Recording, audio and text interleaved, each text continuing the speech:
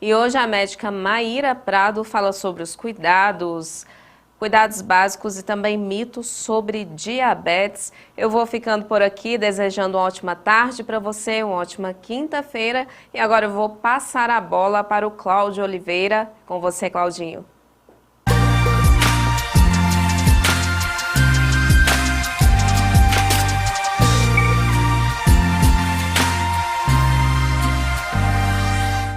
Olá, telespectadores! E hoje eu recebo aqui a médica endocrinologista Maíra Prado. Maíra, boa tarde. Obrigado por estar conosco. Boa tarde, Cláudia. Boa tarde, gente. E hoje vamos falar sobre diabetes. Maíra, explique pra gente sobre diabetes e a pessoa já nasce com ela, como que é? O diabetes é elevação da glicose no sangue a níveis acima do normal, né, que causam prejuízo para o indivíduo.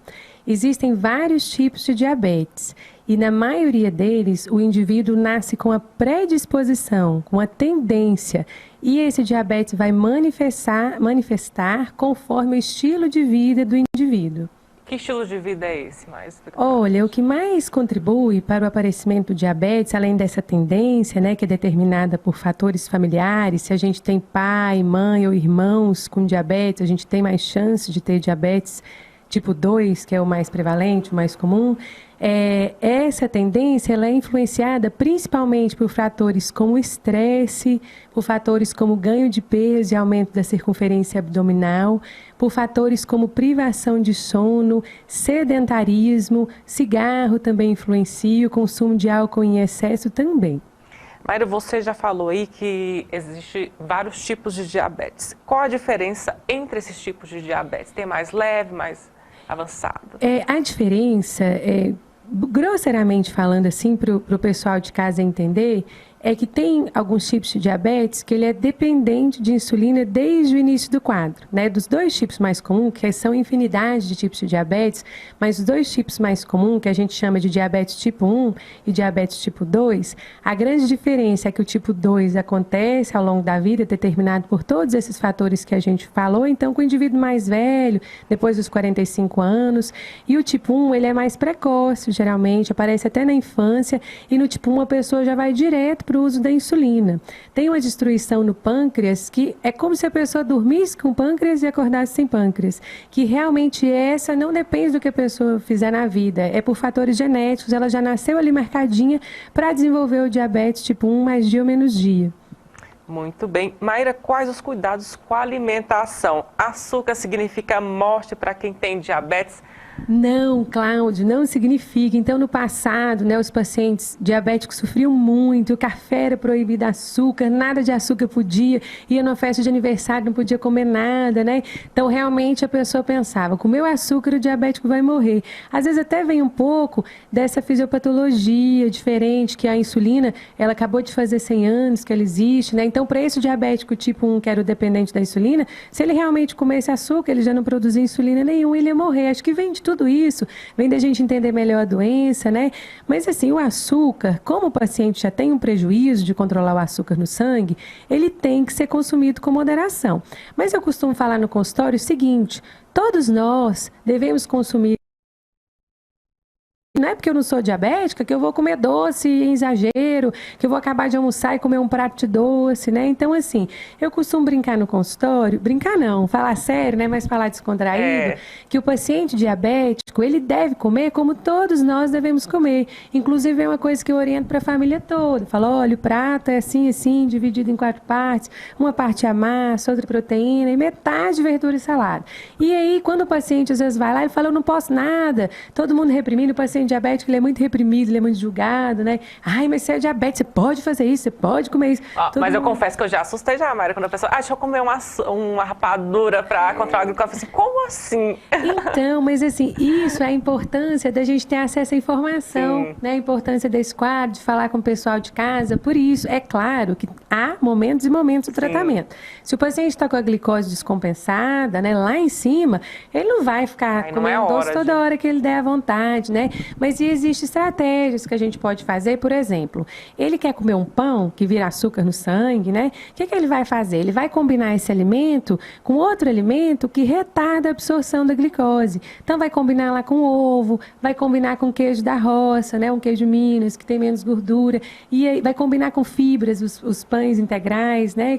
E aí a glicose vai subir mais devagar no sangue. Então, tem estratégias. A pessoa, eu não posso tomar café com açúcar porque eu sou diabético. Depende. Se de manhã vai ser o cafezinho com açúcar e ela vai comer uma fatia de queijo, qual que é o problema? Inclusive, o nosso cérebro, o principal combustível do nosso cérebro, de todos nós, diabéticos ou não diabéticos, é a glicose. Então, a gente precisa, né?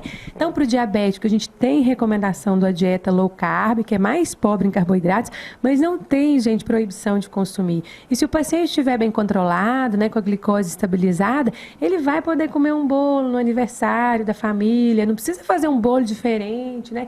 Aquilo vai ser uma coisa pontual. Ele vai comer o bolo, ele não vai enfiar a cara na cerveja, ele vai tomar uma Coca Zero, tem que ser tudo equilibrado, né? Tudo em excesso faz mal, né? Até amor em excesso faz mal. Exatamente, né? É por aí. Muito bem. E qual o melhor caminho, Maíra, após saber que é portador de diabetes? Que muita pessoa não descobre muito na frente, né? Isso é uma coisa importante da gente trazer aqui a informação também, né, Cláudio? O diabetes, para ele dar sintomas que as pessoas associam com diabetes, que é a formiga na urina, a pessoa comendo doce sem parar, emagrecendo muito, tontura, fraqueza, diz que pode culminar no desmaio, boca muito seca, urinando muito. Esses sintomas só aparecem quando a glicose está bem alterada, quando ela está acima de 200 e o normal é até 99, né? Então, assim, ela está bem alterada para dar esses sintomas. Então, a maioria das pessoas vão descobrir o diabetes em exames de rotina.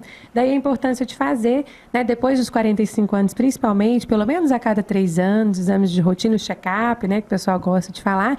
E depois de descoberto o diabetes, o melhor caminho é bater o cartão lá no médico mesmo, sabe? Não tem jeito, tem que ir lá. Dependendo se o paciente está muito bem, ele vai a cada 6 meses. Às vezes a gente dá até o prazo de 1 ano para aquele paciente que está muito controlado. E fazer o rastreio das complicações precoces, né? Assim, precocemente eu surpreender aquilo. Eu falo assim no consultório. O diabético, olha, o rim, olha, os olhos e olha os pés todo ano, ou pelo menos a cada 2 anos. Fora isso, tem sintomas importantes que eu avalio na consulta, que a gente também se preocupa com o coração.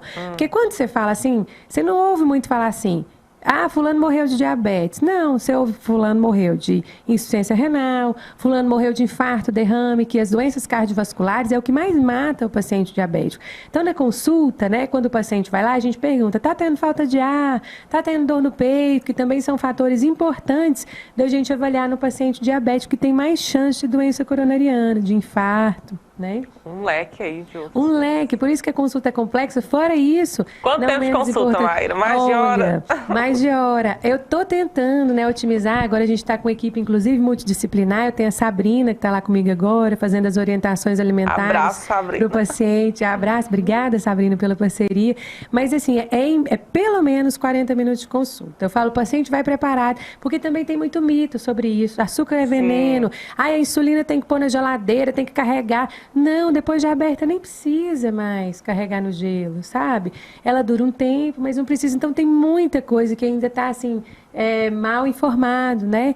Então, é pelo menos 40 minutos de consulta, né? Muito bem, Maíra Prado, muito obrigada por estar conosco. Disponha, Cláudia, agradeço mais uma vez por estar aqui, trazer informação para vocês de casa. Contem comigo, paciente diabético, para ter uma vida mais saudável, livre de mitos, né? Te acha lá no Instagram com algumas dicas? Acha demais. Agora eu estou precisando falar mais de diabetes. A gente fica falando muito de excesso de peso, que é o que a maioria da população também é atormentada, que é um grande fator de risco, né, para o diabetes. Mas eu estou começando a falar mais do diabetes lá no meu Instagram, @DRA_Maíra_Prado. O paciente consegue ver. Muito bem, pessoal. Essa foi a médica Maíra Prado, endocrinologista, na nossa sala de entrevistas. E o Jornal da Cidade de hoje vai ficando por aqui, mas continue bem informado da nossa programação ao longo da tarde com o MB Notícias. E você também pode estar com a gente nas redes sociais, no Instagram, @MinasBrasilTV. Estamos também no Facebook e YouTube, TV Minas Brasil Paracatu. Nos envie o WhatsApp, o telefone é 38 99927 3031. Até mais e uma ótima tarde para vocês.